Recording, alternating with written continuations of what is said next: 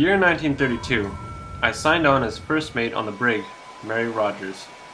We sailed through the Southern Ocean, laden with a cargo of bulk commodities, always making westing.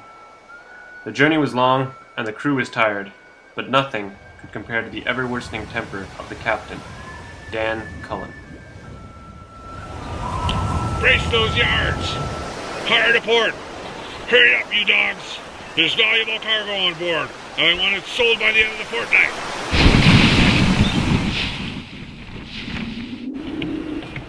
Sir, with all due respect, the ship is already being pushed to her limits, and the men are tired. Shut up, Turner. Remember your place. I pay you to sail this ship, not disrespect me. Of course, sir. I just worry about fatigue and the risk to the men's safety. The men can go to hell for all I care. Damn their safety. I want to be in Frisco by the 14th. Don't you realize that gives us 2 weeks? Make westing. Make westing. I realize... No, of course you didn't. You're a fool, Mr. Turner. Now get out of my sight. Amongst all the misery of that journey, I managed to befriend George Doherty, a passenger on the Mary Rogers. He was taking advantage of our voyage to reach the west coast, where he planned to settle down. God, I feel awful. How can you stand this life?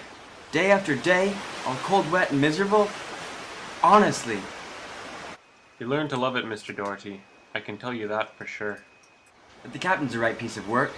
He thinks me and Jonah, proclaiming it under his breath every time I pass. Is he superstitious, man? He believes in a wrathful God, not like you or I could imagine. But he is a fine sailor, for all his temper, and I do respect him, even if the feeling isn't mutual.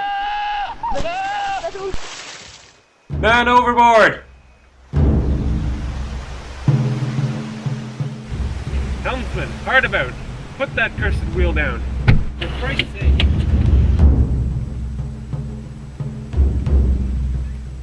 Captain, there's a man in the water. Are you sure we're making the right decision?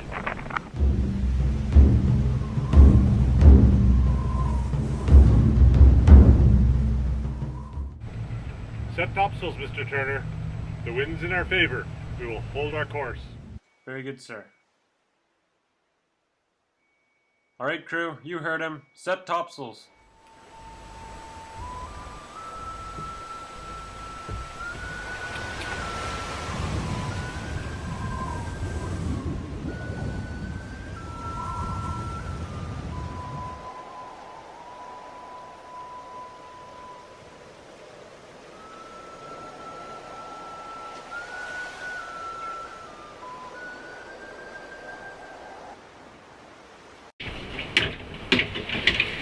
Captain Cullen? Captain, I know you're in command of this ship, and I know that it's not my place to question your knowledge and experience, but I do know this, that this man's death is on you, and this will haunt you for the rest of your life.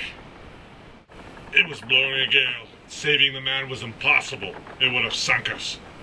You set more sail! To take advantage of having the wind behind us. Had we turned around, the gale would have knocked us flat on the water. You're lying. The wind's been abating since last week. Aye, but the sea's still treacherous and cold. Tell that to the man you just condemned to die there. You're lucky I don't send you down to join them. Let me be blunt.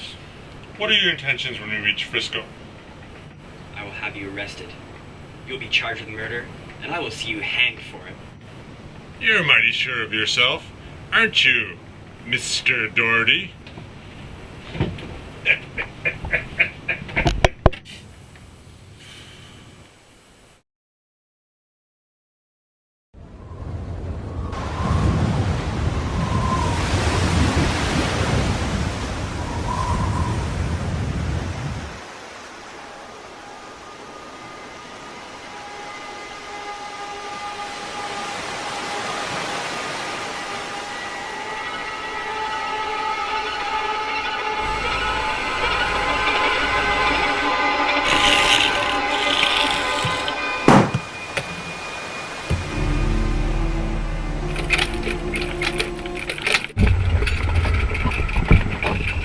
Get that sail in before it rips itself to pieces!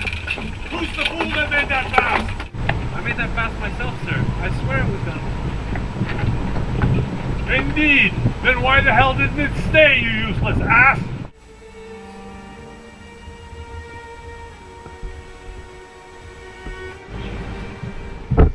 Mr. Doherty!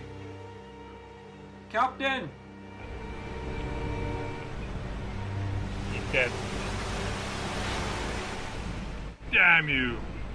Damn you all to hell! We'll tip him overboard at sundown.